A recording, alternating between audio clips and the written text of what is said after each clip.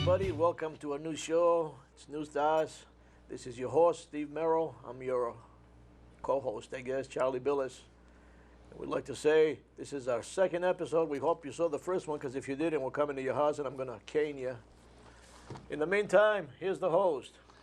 Okay, we're back. This is basically it's kind of a general purpose news show for stuff from Vermont topics, national topics, and international topics that doesn't seem to make the news or the network news, and so we cover it here, and that's why it's called It's News to Us. And I think we'll start off, Charlie, with something that's always of interest to you. Due to your heritage, and I know I've got some ancestors back over there, but not quite as close to Thessaloniki as this. And this was in last Friday's paper. And in Thessaloniki, well, actually, in near Pella, in a small town called Arhontico, near the ancient city of Pella, which is the so-called the birthplace of Alexander the Great. Now, what's up with that? I thought he was Macedonian. Well, don't forget, this was 2,400 years ago, right? Just yesterday. Yeah, well, the provinces might have changed a little bit since then, He was actually, in ancient Macedonia. So the Greeks claim him and the Macedonians claim him too. Yeah, they divide him in half, I guess. Yeah, but it is kind of topical because he was like the last one to conquer Afghanistan, and even he couldn't hold it for that long. Though there are still some people in eastern Afghanistan and villages that still speak Greek. Absolutely, sir. That's one language that'll never completely die. Yeah, well, nobody goes into their valleys. It's one of those things, They're small villages, and I mean small. Yes, indeed. So here we are. Archaeologists in Greece say a sprawling ancient cemetery dating to the 6th century BC has yielded dozens of rich grave offerings, including weapons and gold ornaments. Archaeologist Pavlos Chrysostomou says 50 new graves were discovered at Arhontico near the ancient city of Pella. Among the items were bronze helmets with gold inlay, iron weapons, statuettes, and pottery. Now, I wonder, I know there's an ancient grave site, and it's usually, I don't know, in Greece and Italy, it's usually found by someone digging a well. I know they got water problems over there. It's a very arid country, kind of like the southeastern U.S. Well, in the past 25, 30 years, though, archaeology has advanced quite a bit in that area. In fact, some of the archaeologists are funded by United States corporations. And National Geographic. Yes, sir. And what's happening is they make it look cool. They find these archaeological sites like you just mentioned, but who has first bids at the gold and so on and the value? I'm not even going to go into that because it's too embarrassing to talk about, but I'm sure you have an idea. Yeah, I know they've got ground penetrating radar, and they can drag these things over the ground and get a pretty good idea of what lies beneath it. And if if it's a grave, obviously graves are typically 6 feet deep, but something dug 30, 35, 4,500 years ago, it's amazing. And thank God it's in an arid country, or I'm sure anything iron or anything like that would have just dissolved into dust. Absolutely, but what a way to look at things. I mean, we're actually looking 2,600 years in the past, Oh, man. Think about it. At least we know they were a socialized nation, they had plenty of gold and iron. They were able to fight and kill or... They traded with everybody. The Mediterranean was their oyster, literally. Absolutely. And back to the environment, one of my favorite topics. We've got a news break from Anchorage. When the news breaks, we fix it. As many as 200 dead walruses have been spotted on the shore of the Chukchi Ski on Alaska's northwest coast. Federal wildlife officials from the USGS, on their way to a walrus tagging project, spotted 100 to 200 of the animals' carcasses near the Icy Cape. Near Icy Cape, that's the name of it. It's not icy anymore thanks to global warming, but if you watch Fox News, global warming's a myth, right? Well, sir, I don't want to oppose you on that subject, but I don't believe in that stuff myself. I think it's just Mother Nature playing its cycles. I'm not real sure on the global warming thing either, but we have been recording CO2 levels, and they're off the charts, if that's any indication. Well, yeah, we're going into a warming trend, and that's what you mean. Hoo-hoo, I guess. It's about time this area became Hawaii or something. Yeah, great, great. Just what we need. So that means another, what, it'll take 5 years for the ticks to be up here, you know? Well, hopefully I won't be around, but in case they are, I'm going to get me one of those beehive suits, you know, and maybe I'll be protected. Some of us fled, you know, fled southern New England just to get away from those little buggers, and it's kind of nice to be up here away from them. And back to the environment again, the Utah bird deaths blamed on botulism. Here it is. Oh, back to the walrus thing. The walruses cannot swim indefinitely, and they usually use sea ice as a platform for diving in the Bering and Chukchi seas for clams and other food. That's they dig up with their long tusks. They scrape the bottom with the tusks and dig up these clams and stuff and eat them. In recent years, however, the sea ice has receded far beyond the outer continental shelf, forcing the walruses choose between riding the ice over water too deep to reach clams or onto shore. And they're going onto shore, and now they're dying by the boatloads. You know, something that's lived on this planet for millennia. But can you give me an explanation why they're dying? They can't swim indefinitely. So what they used to float on the ice, on icebergs.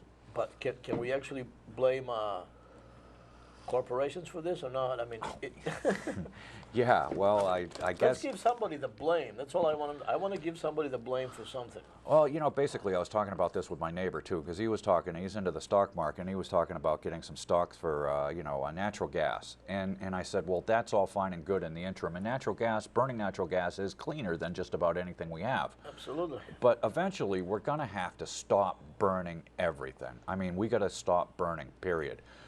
We've got plenty, you know, when it's raining, we've got plenty of hydro capacity here in Vermont, and when it's not raining, we got plenty of solar capacity. It's just a matter, I guess, of super insulating buildings, and you know, and then switching to some kind of electrical power or electric heat. I've always wanted to know if we go solar, hypothetically, right? Who gets to control the amount of solar energy we can use, and how much are we paying per kilowatt? Yeah, well, that's it. You know, it's funny you mention that, because I looked into a solar array when I bought my house about 9 years ago, and it's the problem with solar isn't getting the power; it's storing the power, and it would have cost me about 20 to 30 grand for an array that would actually it would power my house, everything but say an electric dryer, a welder, stuff like that. Mm-hmm. For an array that would bolt onto your roof. You need the solar array, then you need a DC inverter, or, and this is another thing too, and I don't understand this so much, they have DC everything. If you look at motorhomes and stuff like that, they've got DC microwave ovens, they've got DC televisions, they've got DC refrigerators, you know? Uh-huh. It would seem to me easier to me that you could just use DC power instead of inverting it back to AC and then use the solar power that way. You're talking about eliminating some waste now, right? Yeah, yeah. Well, again, it's the initial capital outlay. If you pony up the money up front for solar stuff, you know, then you're the one who nets the gain over the years. As the utility rates rise, you'll be making out, you know, supposedly. I don't know, to me it seems like a big corporate joke. You know, it's not a question of coming up with new ideas to save your planet. It's more like who's going to profit from these ideas. That's what the biggest problem is. That's what I think, anyways. Well, it's one of the things. I mean, you know, and again, it goes back to Reagan. Jimmy Carter established the Department of Energy so that we could become more energy independent.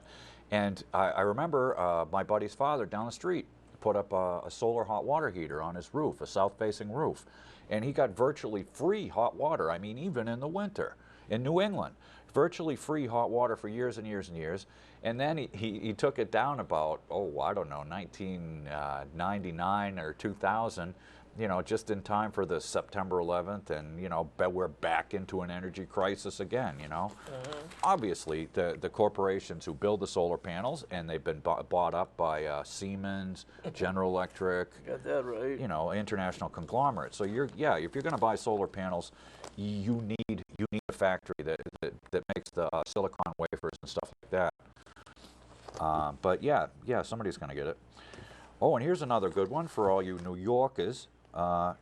An aging hitman once used as enforcer by mob boss John Gotti has been sentenced to life in prison for 4 cold-blooded killings. Now, you know, we're not supposed to editorialize in the newspaper. How is it cold-blooded? And, you know, isn't every killing cold-blooded? As far as I know, Yeah. they must use a special thermal gauge or something. Yeah, yeah. We'll use a thermal infrared camera. This guy was killed in cold blood. Yep. Well, the other one was not. You can still see the warm blood. Yeah, yeah. This is a warm-blooded killing versus a cold-blooded killing. Here we are. Charles Caneglia was sentenced Thursday in Brooklyn federal court. Prosecutors portrayed him as a feared Gambino organized crime family soldier who was eager to please his superiors. Aren't we all? Oh, yeah. I mean, you know, you got to work for somebody, right? It's a matter of who you're going to serve. Yeah.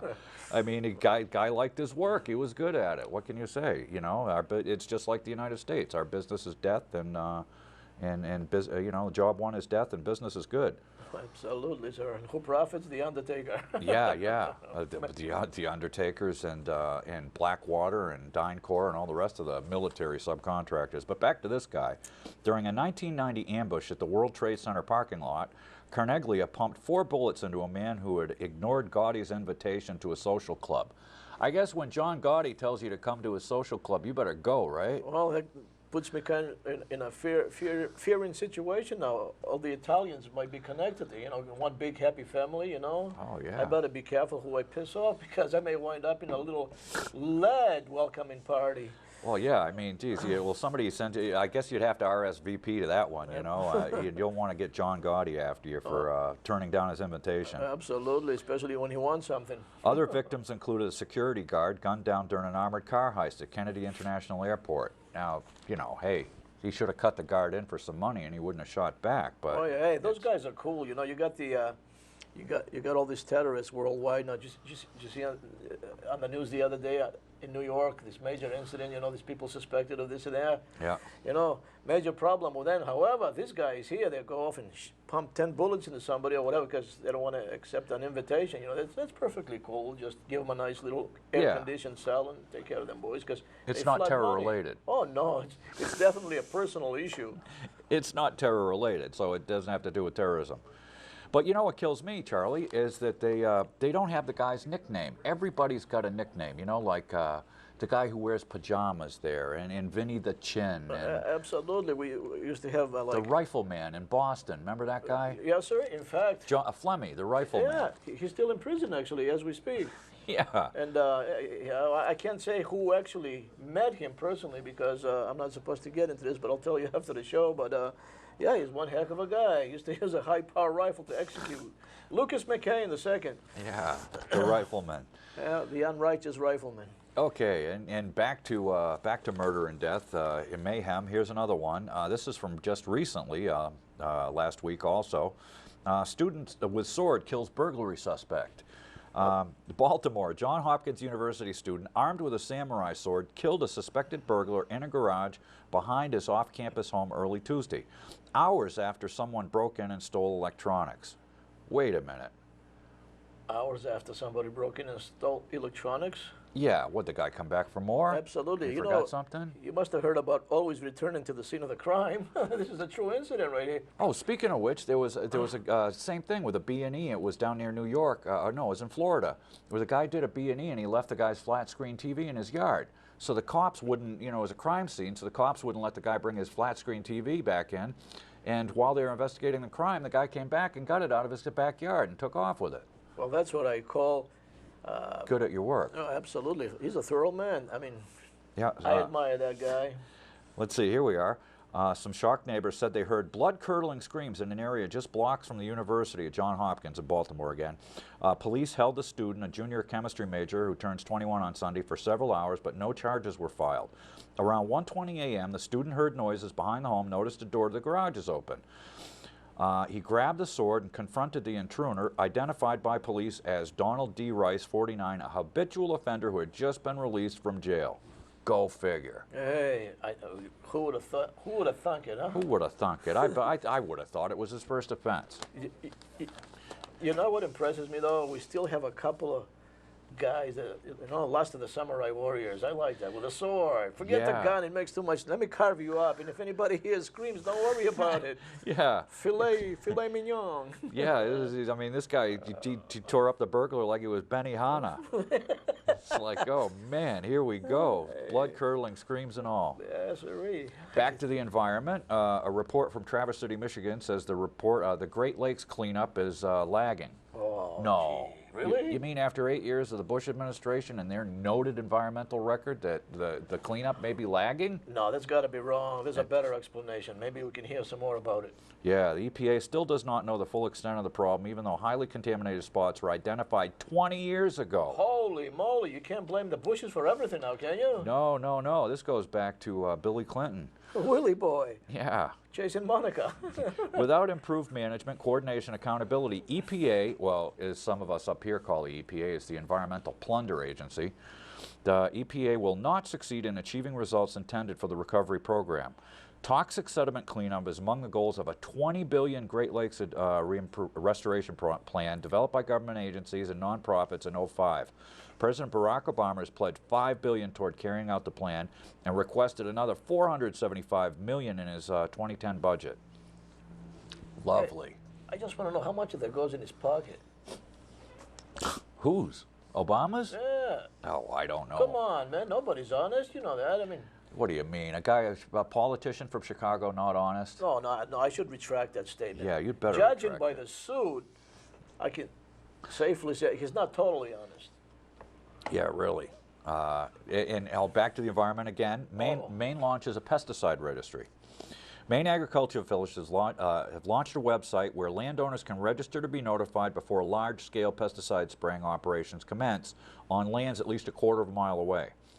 It doesn't say they're going to stop them from spraying pesticides. No, but they'd like to know where they are. Yeah, yeah, Right? great. You can call them up and say, okay, yeah, they're going to be flying over this potato field in Aroostook County. You might want to shut your doors and windows for that one. Yeah, boy, be careful of the spraying up in the air. Oh, and here's a good one. North Koreans fight back with the Somali pirates. Are they using swords? No, they were using Molotov cocktails. All right, that's my boys. And for Probably from Chicago. Yeah. For the uninitiated, a Molotov cocktail is simply a gasoline in a bottle, and you stuff a rag in the top, pour a little gas on it, and it makes it's been named after Molotov, one of the Bolsheviks. It's Another Greek boy, no doubt. Yeah, well, yeah, he's from my part of town, over in Russia. My mother's part of town, excuse me. And anyways, Molotov invented these things, and they work wonderfully for what they're intended. Well, they do a good job, actually. I can testify to that personally. Yeah, but you got to pick up the glass afterwards. You know, that's the only part that sucks. Only if you're into the environmental stuff. Me, I Yeah. don't care personally. Yeah, the gas will burn up. You know, that's no problem. But you got to pick up the glass. You don't want kids to cut their feet. I don't blame you. Yeah. Kuala Lumpur, Malaysia. Somali pirates tried but failed to hijack a North Korean cargo ship when crew members fought back with Molotov cocktails and sped away. Now, you see these, most of these pirates are in little Zodiac boats. They're little pontoon boats, you know? Yes. And how they could get them to break on the Zodiac, they either had to hit the pirates on the head, because you know them Somalis, they got hard heads. You Well, got the that right, pirates, coconut that heads. is. Yeah. Yeah, if you're going to hit a Somali, hit him in the stomach. You don't want to hit him in the head, boy. Those pirates got hard heads. Separately, other Somali pirates released a Greek-managed ship with 22 Filipino crewmen after 5 months in captivity. Could you imagine that? I mean, granted, you come from the Philippines, it's no life of luxury, but 5 months in a Somali pirate prison? Good grief, man. They must have been eating bugs and rats. Or maybe the bees like we're showing behind us. You suppose maybe they got a couple of parts from the guy that was hacked in the garage? Oh, I don't know. Yeah. That's a little kidney pie for the hostages. There you go. The North Korean ship was adrift off the Somali coast near Mogadishu September 5th for engine work. They shut down for engine repairs, just like the Starship Enterprise.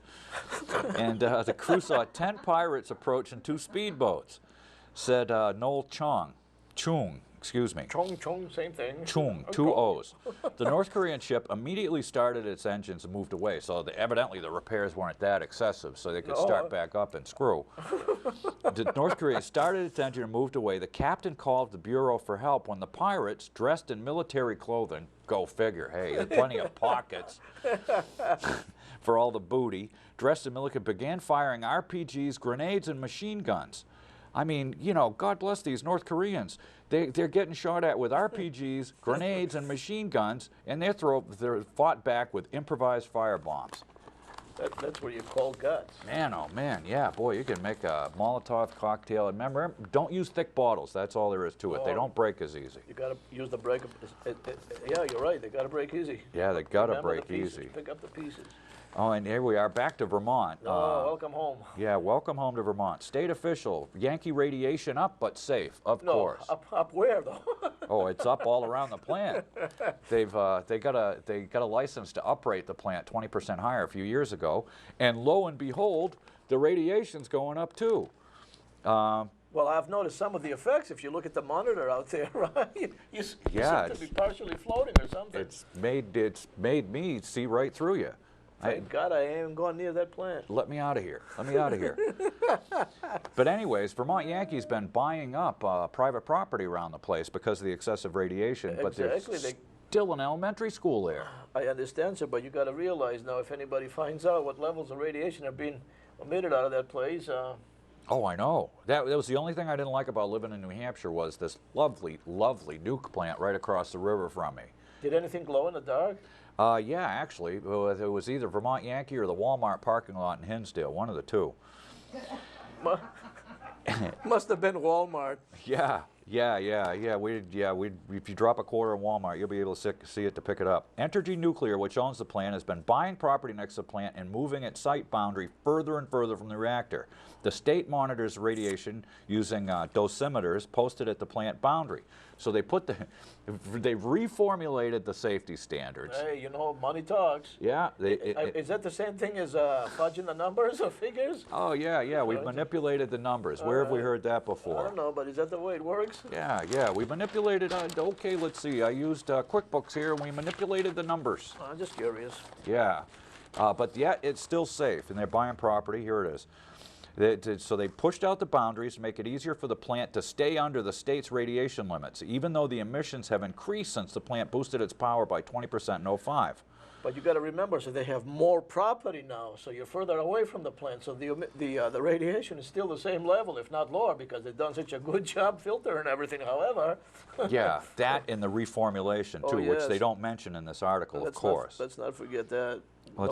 There was a lady there from Gill, Mass, named Sally Shaw, who lives in Gill, just over the line in the other direction, pointed to a National Academy of Science studies that found health risks from even very low levels of radiation. She added that the health department has not adequately released or tracked releases of tritium, a radioactive isotope of hydrogen, from the reactor, and said reports to the federal NRC show have been increasing in recent years. But then, of course, the guy from Vermont says that tritium is considered pose a small threat compared to the other radioactive materials emitted by nuke plants. Absolutely. I mean, it's such a minor problem. We don't even worry about it. Yeah, we don't even monitor the tritium, lady. Go home. You know, it's fine. Fine. Who cares? It's fine. No problem. As long as we can manipulate the numbers. Yeah, we can manipulate the numbers. It's funny that they mention it. Tritium poses a small threat. It breaks down quickly in the environment, and amounts the plant releases are too small to be recorded by the state's instrument. Oh, sure. What are they using, a banjo? Yeah, I don't know. Yeah, harmonica. The harmonics just don't match, huh? Yeah, we got the Brattleboro Philharmonic. We got a guy named Phil playing harmonica over in the park. That's the Brattleboro Philharmonic. But anyways, it's funny that they mentioned tritium because, it was deuterium, excuse me. Supposedly, I worked on a fusion reactor in San Diego, and supposedly, had they get the thing up to, up to 100 million degrees, 90 million degrees, all they'd have to add is hydrogen and deuterium, and then they could sustain a reaction. And instead of, I was trying to explain this to the hiker yesterday I was shuttling, the difference between fission and fusion. And it's not this kind of fission, boys and girls. This is atomic fission, where the molecules are like rubbing up against each other, kind of like a microwave, only worse. But anyways, looks like we're losing the green screen here. Hey, did somebody steal the green screen? Oh, no, it's just a bee. Oh, okay. Shoot the bee. Shoot that bee. That's not a cockroach.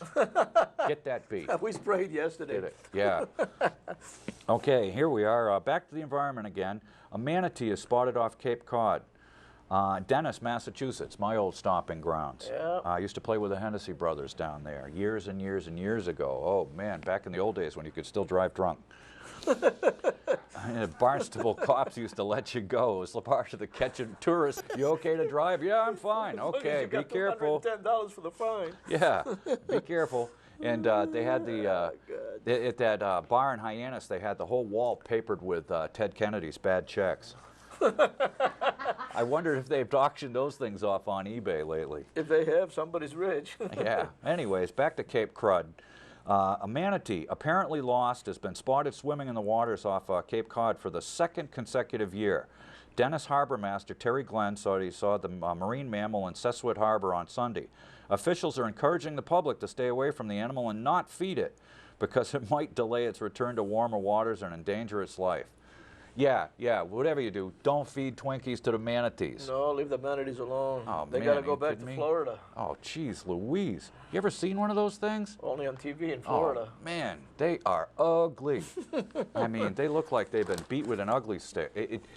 How could you explain it? It looks like a maggot with whiskers, only about 400 pounds. That's what it looks like. Yeah, if you've never seen a manatee, it looks like a maggot with whiskers. So if you're down on Cape Cod, see a 500-pound maggot with whiskers, don't feed it Twinkies. The Dennis Harbor Master says no go. Yeah, it's got to go home. Oh, and here's one for our Muslim brothers and sisters. Indonesia to allow the stoning of adulterers. All right. Well, that's not that kind of stoning. Oh, you mean get them stoned? No, this is the real stoning. Banda Aceh, Indonesia. Lawmakers in a devoutly Muslim Indonesian province. No, you think? Voted unanimously Monday that adulterers could be sentenced to death by stoning. That'd take a lot of weed. I know some people. I got a guy, his initials are CE, and you know who you are. It would take a truckload to stone him to death. Oh, a dump truck, no doubt. Huh? Oh, yeah, one of them big ones. Could be sentenced to death by stoning just months after voters overwhelmingly chose to throw these conservative Islamic parties out of power. Only weeks before the new government, led by the moderate Aceh party, this is in Banda Aceh, go figure, is set to take over, the regional parliament, still controlled by the hardliners and their lackeys at Fox News, pushed through steep punishment for adultery and homosexuality.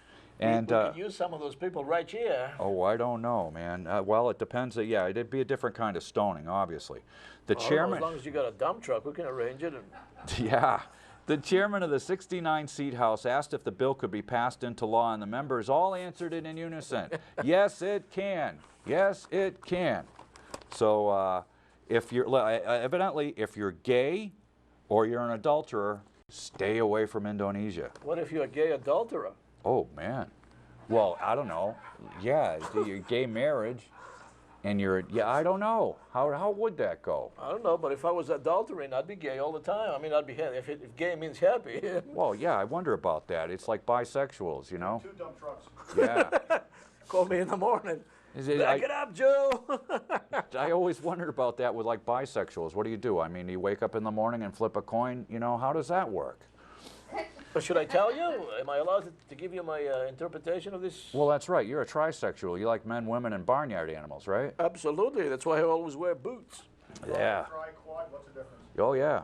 Well, it works like this, man. They flip a coin and say, today, strudel, tomato, hair pie.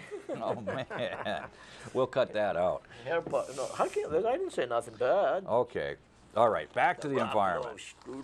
Back to the environment.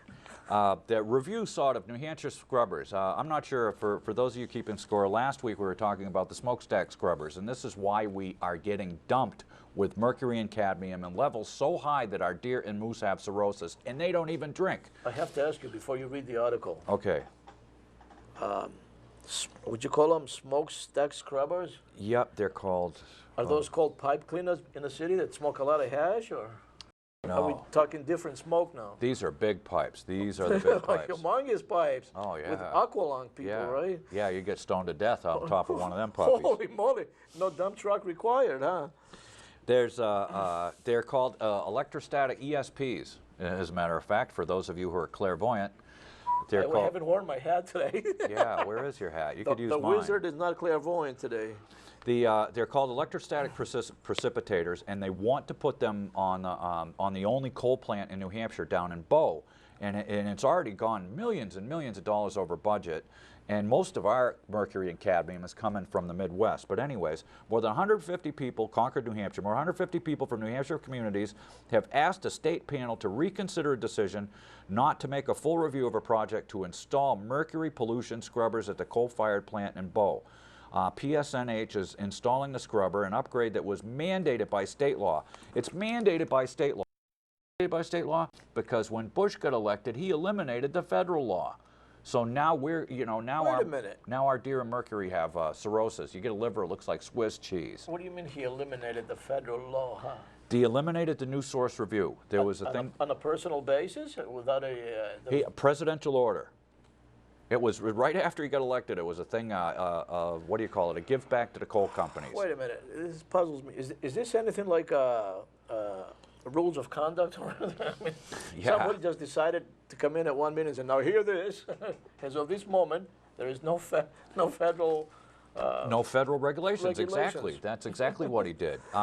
It's like the signing statements that he did. And I think Obama's still carrying on this policy. It started with Reagan. I don't think Jimmy Carter did any.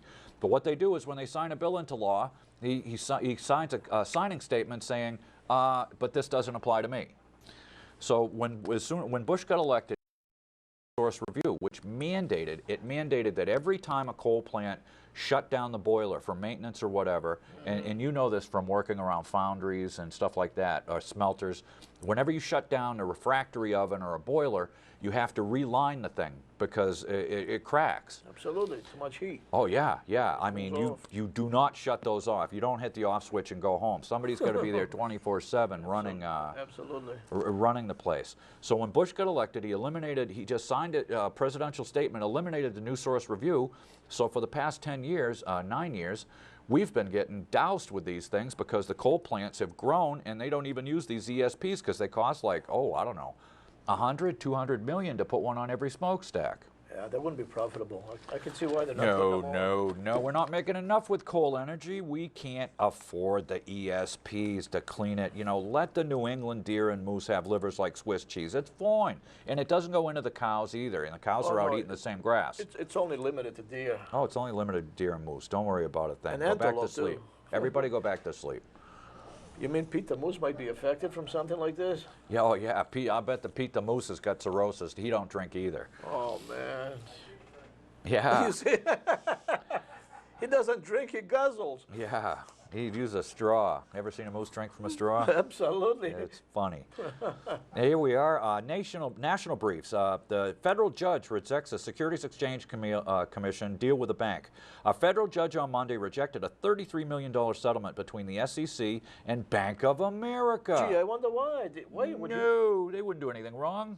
They wouldn't? No. Oh, you mean, see, we're all led to believe otherwise. I don't like that. Misinformed. They took down the system. As a matter of fact, one of these, it has Meltdown 101. They're not calling it a recession anymore or a depression, really. It's a meltdown. It's a meltdown, yeah. Absolutely. Kind of like what's not going to happen at Vermont Yankee, right? So this judge threw out, he threw out the settlement, saying that the SEC's accusations of inadequate disclosure by the bank over bonuses paid at Merrill Lynch must now go to trial. Hey, good for the judge. I like this man. Can we get him here in Vermont? Yeah, really. No, he's too honest. That's got to go. Separately, New York Attorney General Andrew Cuomo's office is preparing to file charges within the next couple weeks. Cuomo? No, he's from the boot. Oh, all right. A couple of weeks against several high-ranking executives at Bank of America, claiming they failed to disclose the details about the bank's acquisition of Merrill Lynch, according to a person familiar with the investigation. Oh, it was unnamed, of course. Of course. Do you know how my cousin Charlie Merrill actually made Merrill Lynch into the company that it was during the Depression? I have no idea, sir, because I wasn't here. Neither was I, but it's an old family tale. And for those of you who don't know, that's my last name. It's a very common name in New England. Can you give us an outline? I'd like to know since we got a little time here. here. Yeah. What happened was everybody was investing. Everybody was in the stock market in the 20s. They called it the Roaring 20s for a reason. So Charlie knew that the party couldn't last, and he said it came to him when he was having his shoes shined, and the shoe shine boy was giving him stock tips. So he said, that's it. The market's going to crash. He told everybody to get out of the market in the summer of 1929. And half of Wall Street said, oh, you're crazy. Don't listen to Charlie. He's lost his mind. Sounds familiar. Yeah. Don't stay away from Charlie. He'll bite you. That monkey will bite you. So anyways, some people listened to Charlie. And they stopped. Yeah, and they pulled all their money out of the market, and those were the ones driving Duesenbergs not in the soup lines after the Great Depression, Great Crash of 1929. So it takes a man with a little bit of foresight, huh? Yeah, yeah. And let's see. Oh, and speaking of banks, here we are again. You know, do you know how many banks failed in 2007? No idea, sir. It was a handful. It was about 6 or 7, as I recall. That's a few. Do you know how many banks failed in 2008? 24. Close. It was about 15, 16, something like that. Okay. Okay, next question. How many banks failed last year, this year? Now, this puzzles me a lot because all I hear is bad news, so you go ahead and give me some good news. We're going to give you good news? You're going on the wrong channel. If you want good news, go to CNN? I don't know. Yeah, go to CNN. It's all happy, happy, happy. I'll tell you, just this year, and we're, what, 9 months into the year now? Yeah, boy. 2 bank seized, 94 failures this year. So we've got like 6 or 7 in 07. We've got about 15 in 08, and we've got 94 this year. And these are after the crash. I mean, the crash happened last year in September of 08. Regulators have shut down 2 banking units of Irwin Financial, making the 93rd, 94th failures this year of federally insured banks. The FDIC was appointed receiver Friday of Louisville, Kentucky-based Irwin Bank, FSB, and Columbus, Indiana-banked Irwin Union and Trust Company. They had $493 million in assets, $441 in deposits, while Irwin had $2.7 in assets and $2.1 billion in deposits. Now, wait a minute. If they have that much in assets and that much in deposits, why are they being taken over? What do we don't know? What is missing from this article? I don't know, you tell me. Boy, I don't know either. This is kind of like Pravda. You have to be a member of the, you know, there's 3 different versions of Pravda. One for the party faithful, one for the insiders, and then the others for the apparatchiks at the top of the ladder. I think you got it. You summoned it well there, young fella. Oh, well, you know, some things never change, I guess. Not when it comes to money. Yeah, yeah.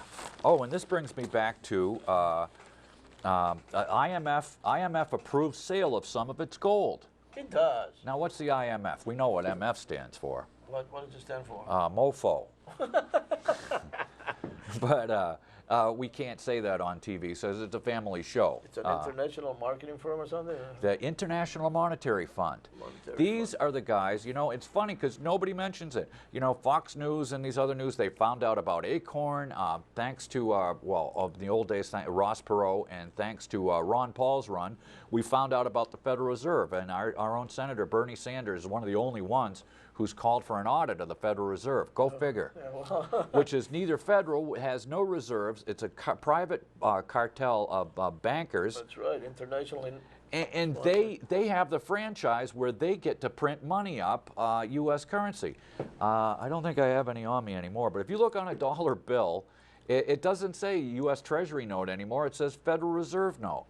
Anyways, they're unelected, unsupervised. They meet in secret. They spit out a Ben Bernanke, the guy with the beard. You see him up there. He's saying everything's fine, fine, fine.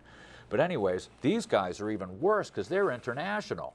Exactly. International Monetary Fund has approved the sale of a limited amount of its gold to help provide loans to poor countries and shore up its finances. The fund's executive board said Friday to sell 403 metric tons of gold in a way that does not disrupt the sale of gold in commodity markets, really? which, you know, for you naysayers out there, gold is now over $1,000 an ounce and staying there. Do you remember that thing about silver? Somebody bought some silver around here, and thing all like, "Oh, buying silver, what's up with that? It's worth silver, you're crazy. Get rid of it, be glad to dump it." Yeah, we'd get paper. We put our money in paper. Absolutely. Yeah, yeah. You know what paper is good for? Sneezing and other things. So anyways, the IMF says it's ready to sell the gold to member nations if any are interested, or on the open market in phases over a period of time. Did you know this? That if you took all the gold that was mined from time immemorial to today it would only be enough to fill like 2 Olympic-sized swimming pools. Yeah, but wouldn't it be great if they were both mine? Yeah, well, you know. Oh, no, there's got to be more gold out there than that. No, I'm telling you. Really? I was reading it in the National Geographic. Because it doesn't take much. Yeah, I mean, 400 metric tons of gold. Let's see, that would probably be about, oh, I don't know, pallets the size of this room maybe or less. But anyways, back to the International Monetary Fund, or international mofos as we call them. Who are these guys? Why do we pay into the international money? It's like the World Trade Organization. Nobody elected these people. They're accountable to no one. But they are the richest corporations or individuals on the planet. Who would they be accountable to, sir, when they own everybody on the planet? Well, the International Monetary Fund, these are the same guys. These are the same guys. And there's a book by Perkins. The guy's, it's called Confessions of an Economic Hitman. He lives over in New Hampshire. He went to the finest prep schools and stuff, and he worked for an outfit out of Boston.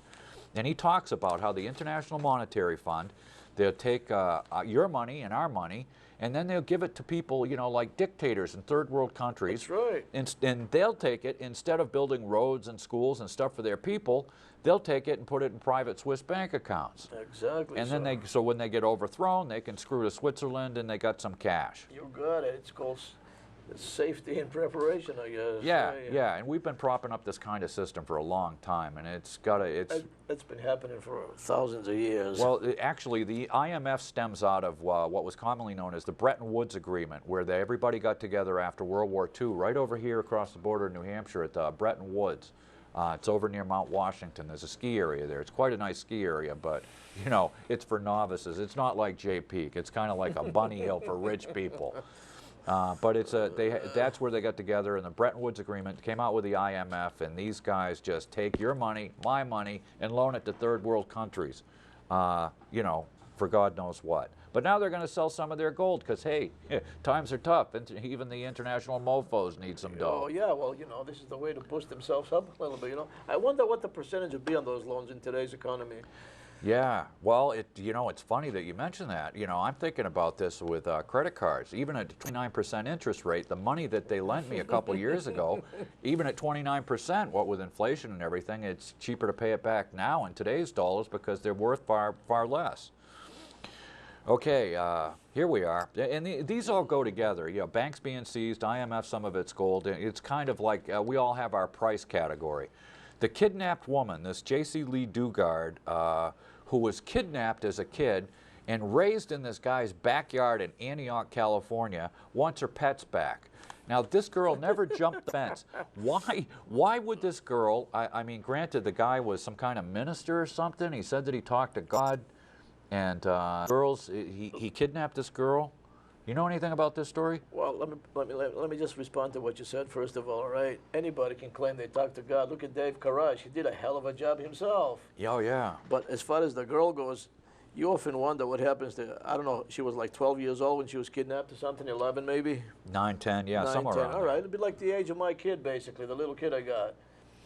And she was kidnapped for how many years?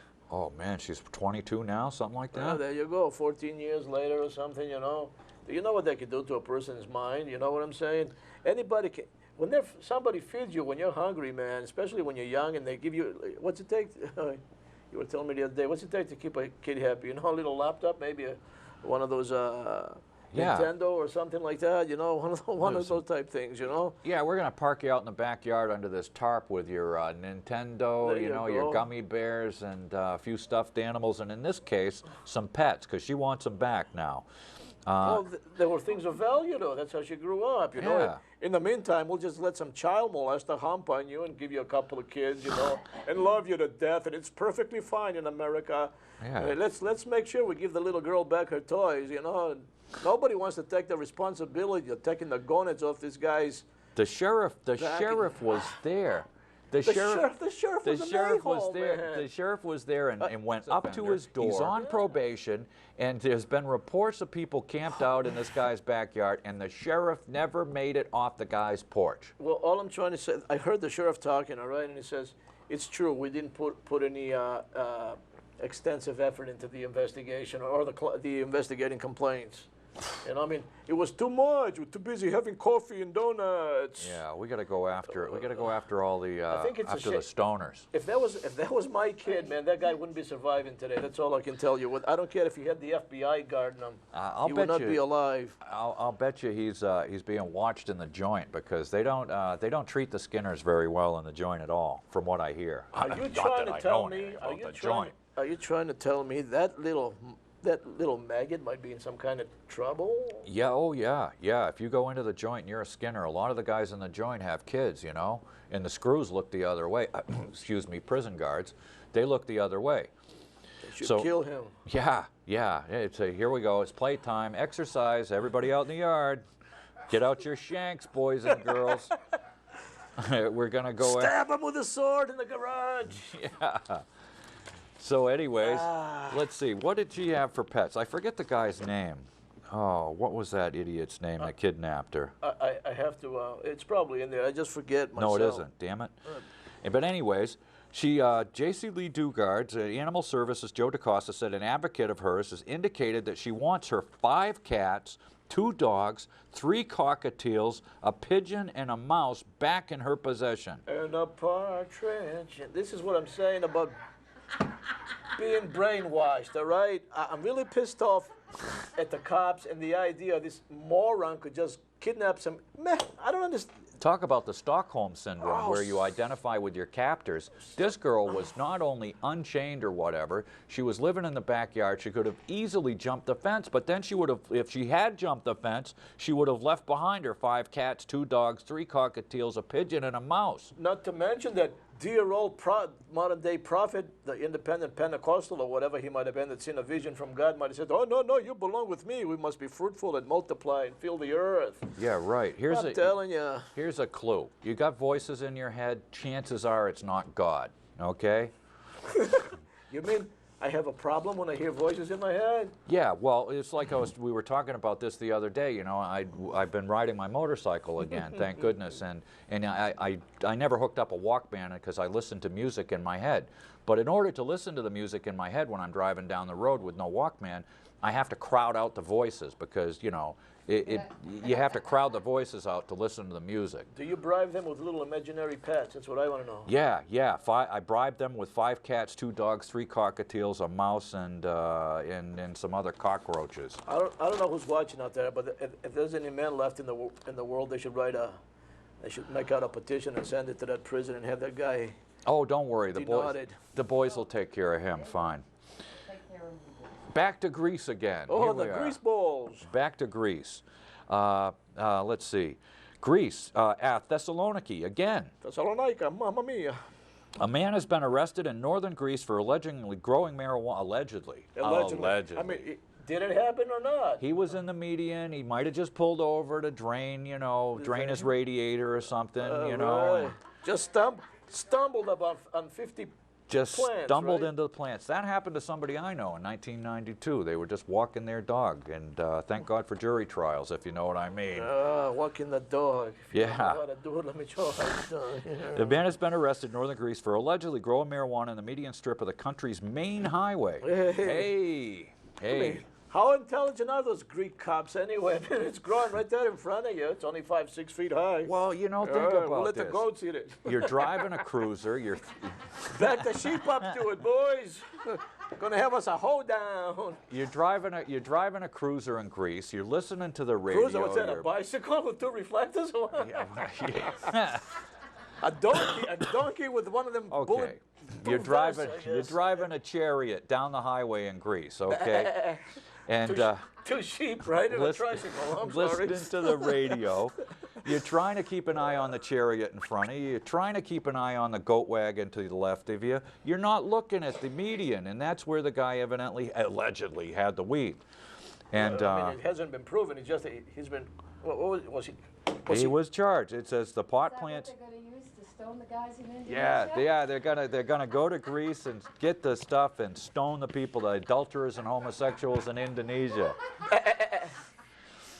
The pot plants weren't little seedlings either, nor were they well concealed. This guy put them right out in front of God, the Greek police, and everybody. Hey, I dare you to come take my pot plants. Honest, I was just draining my radiator, Your Honor. I knew nothing about it. They just happened to sprout out of nowhere. Yeah, I was yeah. fertilizing. That's what I was doing. And thanks to my favorite Greek at Fitchburg District Court, old Judge Gelinas, you know, he had pretty much the same thing.